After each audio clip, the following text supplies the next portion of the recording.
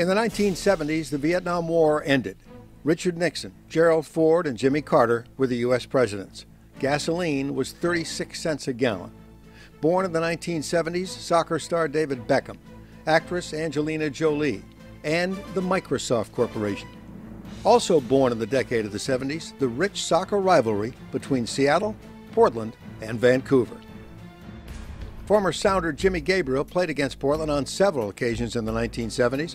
In 1977, as a player-coach, he put himself into a game after Portland took a 2-0 lead. You know, I think because I was the head coach, I put a bit of life in our team, and we went back in, we scored a goal, and then we scored a penalty kick, and then we scored another goal, and ended up winning 3-2, and the fans were up in the air. It was wonderful, and it was just it was a great time, you know, to be playing for the team.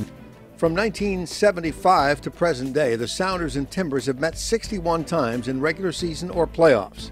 Seattle winning 35 of those matches, Portland 21 with 5 draws. One notable Portland victory came in the NASL 1975 playoffs at Civic Stadium. That was in the playoffs.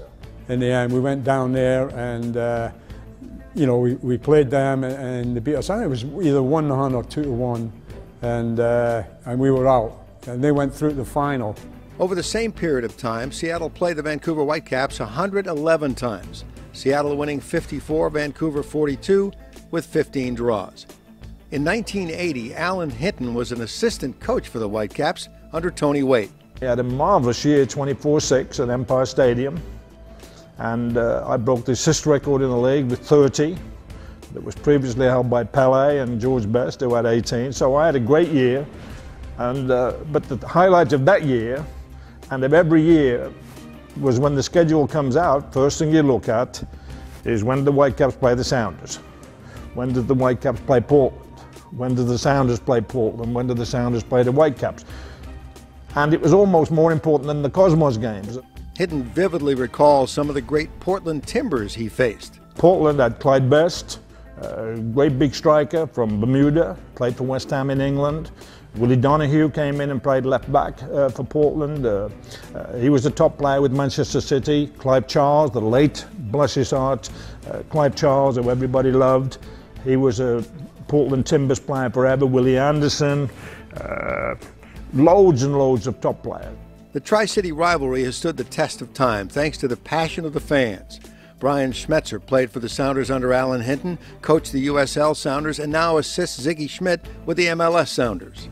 I think a lot of people in their lives remember good memories, bad memories, or whatever based on certain events that are going on in their lives. And so many people that I talk to in my generation say, do you remember going to the Kingdom in front of 30,000 people when the Sounders were 25-7? Yeah. Or do you remember, you know, the first game in the Kingdom when Pele came and there was actually the first soccer match or the first official match of any kind in the Kingdom?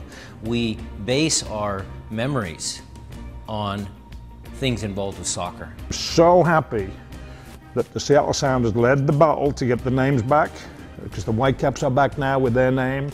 Portland's back with their name. It had a real meaningful experience, I think, the Sounders of the past. That's why we have a love affair between the old fans and the new fans. It will be the same in Vancouver and in Portland. So I think happy days are here again, and great for the league, great for our fans, great for soccer.